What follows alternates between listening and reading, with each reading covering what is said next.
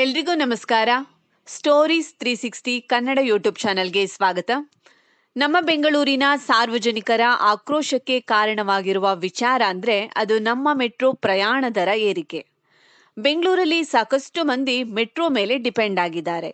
ಯಾಕೆಂದ್ರೆ ಟ್ರಾಫಿಕ್ ಕಿರಿಕಿರಿ ಇಲ್ಲ, ಸಮಯವನ್ನ ಉಳಿತಾಯ ಮಾಡಬಹುದು, ಯಾವುದೇ ಗೊಂದಲಗಳಿಲ್ಲದೆ ಆರಾಮಾಗಿ ಪ್ರಯಾಣವನ್ನ ಮಾಡಬಹುದು ಅಂತ.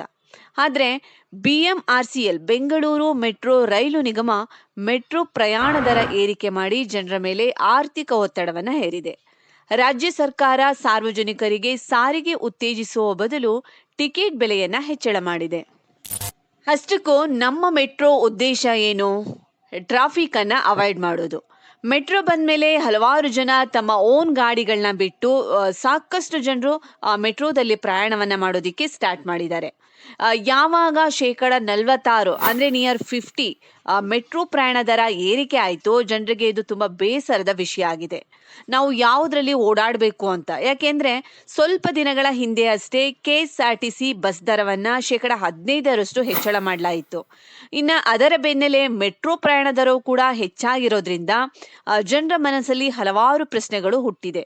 ಅದು ಏನಂದ್ರೆ ಸರ್ಕಾರ ಸಾರ್ವಜನಿಕರ ಹಿತಾಸಕ್ತಿಗಳನ್ನ ಗಮನದಲ್ಲಿಟ್ಕೊಂಡು ಈ ನಿರ್ಧಾರವನ್ನ ತೆಗೆದುಕೊಳ್ಳುತ್ತಾ ಅಥವಾ ಇಲ್ವಾ ಅನ್ನೋದು. ಇನ್ನೊಂದು ಬೇಸರದ ವಿಷಯ ಅಂತ ಹೇಳಿದ್ರೆ ಜನರು ಪುನಃ ಓನ್ ಗಾಡಿಗಳನ್ನ ಬಳಸೋದೇ ಆದ್ರೆ ಟ್ರಾಫಿಕ್ ಅನ್ನೋ ಸಮಸ್ಯೆಯನ್ನ ಬೆಂಗಳೂರು ಏನೋ ಎದುರಿಸ್ತಾ ಇತ್ತು, ಪುನಃ ಅದೇ ಸಮಸ್ಯೆಯನ್ನ ನಾವು ಎದುರಿಸಬೇಕಾಗುತ್ತೆ. ಇದು ಬೇಕಿತ್ತಾ ಅನ್ನೋದು ಜನರ ಪ್ರಶ್ನೆಯಾಗಿದೆ. ಮೆಟ್ರೋದಲ್ಲಿ ಕೇವಲ ದುಡ್ಡಿದ್ದವರು ಶ್ರೀಮಂತರಷ್ಟೇ ಓಡಾಡೋದಿಲ್ಲ. ಎಲ್ಲರೂ ಕೂಡ ಬಡವರು, ಮಧ್ಯಮ ವರ್ಗದವರು, ಶ್ರೀಮಂತರು, ಹೀಗೆ ಎಲ್ಲರೂ ಕೂಡ ಮೆಟ್ರೋವನ್ನ ಅವಲಂಬಿಸಿದ್ದಾರೆ.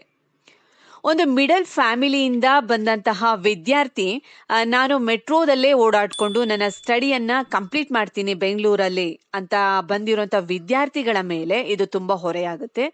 ಇನ್ನೊಬ್ಬ ಬಡ ಉದ್ಯೋಗಿ, ಇವನು ತನ್ನ ತಿಂಗಳ ಸಂಬಳವನ್ನ ಮೆಟ್ರೋ ಪ್ರಯಾಣಕ್ಕೆ ಇಷ್ಟು, ಊಟಕ್ಕೆ ಇಷ್ಟು, ಬಟ್ಟೆಗೆ, ಇನ್ನಿತರ ಖರ್ಚುಗಳಿಗೆ ಇಷ್ಟು ಅಂತ ಹೇಳಿ ತನ್ನ ತಿಂಗಳ ಸಂಬಳವನ್ನ ಸರಿದೂಗಿಸ್ಕೊಂಡು ಹೋಗ್ತಾ ಇರ್ತಾನೆ. ಆತ ಏನು ಮೆಟ್ರೋ ಪ್ರಯಾಣ ದರಕ್ಕೆ ಇಟ್ಟಂತಹ ದುಡ್ಡು ಏನಿದೆ, ಇವಾಗ ಅದು ಡಬಲ್ ಅಂದ್ರೆ 2,000 ಅಂತ ಅವನೇನು ಖರ್ಚಿಗೆ ಇಟ್ಕೊಂಡಿದ್ರೆ ಅದು ಇವಾಗ ಏನಾಗುತ್ತೆ 4,000 ಆಗುತ್ತೆ. ಈಗ 4,000ವನ್ನ ಅವನು ಎತ್ತಿಡ್ಬೇಕಾಗುತ್ತೆ. ಸೊ ಹೀಗೆ ಇಂತಹ ಬಡವರಿಗೆ ಇದು ಗಾಯದ ಮೇಲೆ ಬರೆ ಎಳೆದಂತೆ ಆಗಿದೆ. ರಾಷ್ಟ್ರ ರಾಜಧಾನಿ ದೆಹಲಿ ಸೇರಿದಂತೆ ದೇಶದ ಇತರ ಮೆಟ್ರೋ ನಗರಗಳಿಗೆ ಕಂಪೇರ್ ಮಾಡಿ ನೋಡಿದಾಗ ಬೆಂಗಳೂರು ಮೆಟ್ರೋ ಪ್ರಯಾಣ ದರ ತುಂಬಾ ದುಬಾರಿಯಾಗಿರೋದನ್ನ ನೋಡ್ಬೋದು. ಕೋಲ್ಕತ್ತಾದಲ್ಲಿ ಮೆಟ್ರೋ ಪ್ರಯಾಣ ದರ ಕನಿಷ್ಠ ದರ 10 ರು ಇದ್ರೆ ಗರಿಷ್ಠ ದರ 50 ರು ಇರೋದನ್ನ ನಾವು ನೋಡ್ಬೋದು. ಹಾಗೆ ದೆಹಲಿ ಮತ್ತೆ ಹೈದರಾಬಾದ್ನಲ್ಲಿ ಕನಿಷ್ಠ ದರ 10 ರೂಪಾಯಿ ಇದ್ರೆ ಗರಿಷ್ಠ ದರ 60 ರೂಪಾಯಿ ಇರೋದನ್ನ ನೋಡ್ಬೋದು.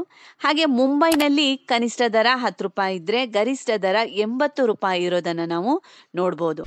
ಕಳೆದ 8 ವರ್ಷಗಳಿಂದ ಯಾವುದೇ ರೀತಿ ಮೆಟ್ರೋ ಪ್ರಯಾಣ ದರವನ್ನ ಏರಿಕೆ ಮಾಡ್ದಾನೆ ಏಕಾಏಕಿಯಾಗಿ ಹೀಗೆ ಜಾಸ್ತಿ ಮಾಡಿರುವುದು ಸಾರ್ವಜನಿಕರ ಆಕ್ರೋಶಕ್ಕೆ ಕಾರಣವಾಗಿದೆ.